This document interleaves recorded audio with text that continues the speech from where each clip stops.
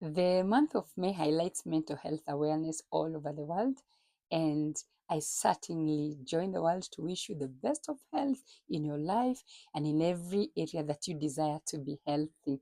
And physically, in a world where people are looking great, they're looking fine, but there's so much that is overwhelming. Why is it important for us to talk about mental health? Because it's a word that is commonly misunderstood, misplaced, misused in every way. And mental health simply refers to our well-being, the status of our well-being emotionally, psychologically, and spiritually, basically. And most important, according to me, how these balances affect how you think, how you feel, how you behave, and how you relate with yourself and how you relate with others. And what do I mean by this? Sometimes, if I'm not feeling well emotionally, it's gonna affect how I relate with you when you meet with me. Because you might find me sad, you might find me angry, you might find me maybe not as relational as usual. And probably if I'm like psychologically not okay, my thoughts are not in linear, I'm not thinking straight because I'm overwhelmed by an issue, I could be absent minded. You could be talking to me and my world is so far away from yours. So basically, mental health will be your social well-being, your emotional well-being, your psychological well-being, and I normally like to add your spiritual well-being and the effect it has on the relationships that you have, how you handle stress, how you handle pressure, how you handle relationships, how you handle your academics, how you handle work. All these things have to do with the stability of your mental health. So when you meet somebody and they're saying that one is sick, so they're mentally unstable, that one is in a psychiatric clinic, they're mentally unstable. Yeah, more or less, yes, if you're in a psychiatric clinic, but it is when now all these balances have not been in linear with your life. So in a world where you woke up this morning and maybe you went and you faced an employer and your job is in jeopardy, will you be smiling? You woke up, you left your child, and your child, you don't know where they're going to university. Definitely, that affects your emotions. You woke up and your relationship is breaking. You have that sister who is in your house, they probably don't know where they will go tomorrow because you can't even have food for yourself and enough for her. Maybe where you're working, the sales are very low if you're in business, if you're employed, they are toxic, work relationships. Maybe even as we're talking about mental health, things are not working out. All these things affect the way we relate with ourselves, especially, and how we relate ourselves actually can form an image on how we behave with other people. So why do I want you to understand this word? So that you can be kind. You can be kind to when you meet someone on the road and they look absent-minded. Maybe they're thinking about their next plate of food. Don't tell them, are you mad? Are you crazy? No, be kind. Be kind to somebody who is not feeling okay. What are some of the mental check-ins that you can look out for? Uh, we have said we have to accept life is not easy, not for you, not for me either.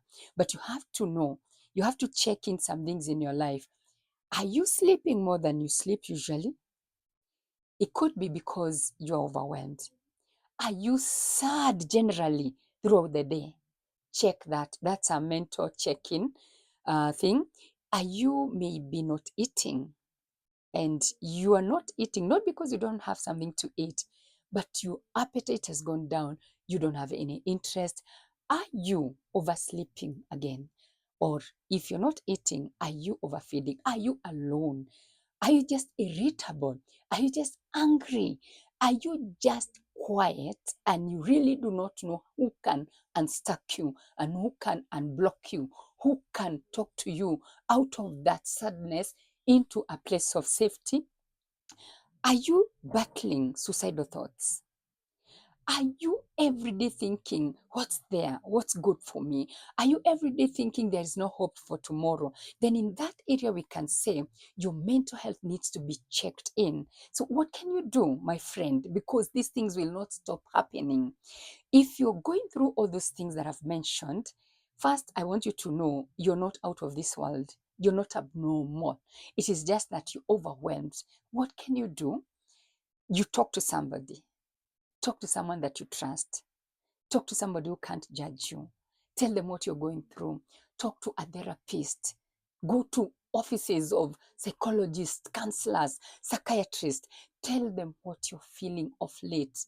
We listen. I'm a therapist. We listen and we get to pick your need. Maybe we will bring out the strengths that you have. We will try to help you even develop a strategy of coping with what is happening with your life, within your relationships as at that moment. Pray. Do you pray? Yes, prayer works. We have a God who answers prayer. Pray.